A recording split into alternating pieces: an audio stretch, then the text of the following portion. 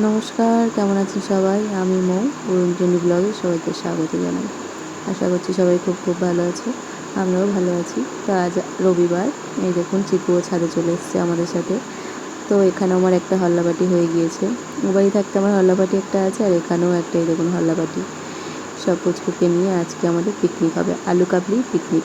আর ওদেরকে দেখে, চিকু তো ওদেরকে দেখে খুব খুশি, আনন্দে এদিক ওদিক ঘুরু করছে।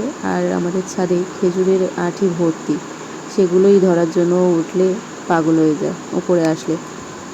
তো এখন এই যে আমাদের আলু কাবলির আয়োজন, মানে সব কিছু নিয়ে চলে এসেছি নিচ থেকে রেডি করে। এবার উপরে এসে মাখাবো, মাখিয়ে আর খাওয়া হবে আর কি, সবাই একসাথে। তো এই যে আমার আলু কাবলি মশলাটা দিয়ে দিয়েছি, তারপর লবণটা একটু বেশি হয়ে বলে তুলে নিচ্ছিলাম। তারপর ভাবলাম না, একটু টক জল তো দেবো, টক জলে লবণ দেওয়া নেই, তো তার জন্য আর তুললাম না। একটু লেবু পাতা দিয়ে দেবো।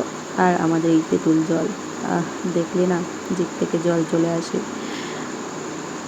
কী আর করা যাবে, লোভ লাগলেও কিছু করার নেই, দিতে পারবো না তোমাদেরকে। তো আমরা খাচ্ছি, আর তোমরা দেখো, কিছু করার নেই। তো আমাদের আলু কাবলি মাখানো কমপ্লিট। এই দেখুন, আর মাঝখানে তো মানে তেঁতুল জল, টক জলটা রেখে দিয়েছি, যার যা লাগবে একটু করে নিয়ে নেব। আর এই দুজন ঝালে পাগল হয়ে যাচ্ছে, আর আরেকজনের ঝাল হয়নি বলে লঙ্কা আনতে গিয়েছে মেস থেকে। আর চিকু তো দিদার সাথে এদিক ওদিক ঘুরঘুর করছে, সারাক্ষণ ঘুরপাক খাচ্ছে। আর টয়লেটও করে দিয়েছে, প্যান্টটা খুলে দিয়েছে। এই দেখুন, হাঁটুতে লাগছে বলে ওরকমভাবে হামাগুড়ি দিচ্ছে, আবার হাঁটে একটু, আবার দিদার হাত ধরে একটু, এই করছে দিদার সাথে। আর আমি ওদেরকে আলু কাবলি সব দিয়ে, আর দুজনে তো ঝালে পাগল হয়ে যাচ্ছে। আর একজন তো জল খেয়ে খেয়ে ঠোঁট পুরো লাল করে ফেলেছে, এই আলু কাবলি খেয়ে ঠোঁট পুরো লাল করে ফেলেছে।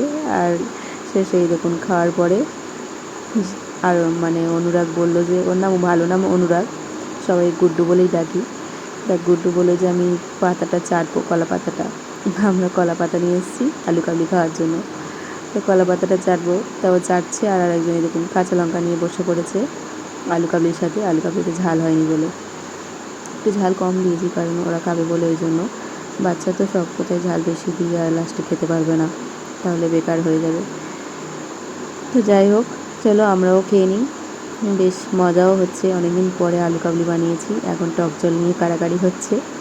তো চলো টাটা, সবাই ভালো থাকবেন, সুস্থ থাকবেন। আর কেমন লাগলো অবশ্যই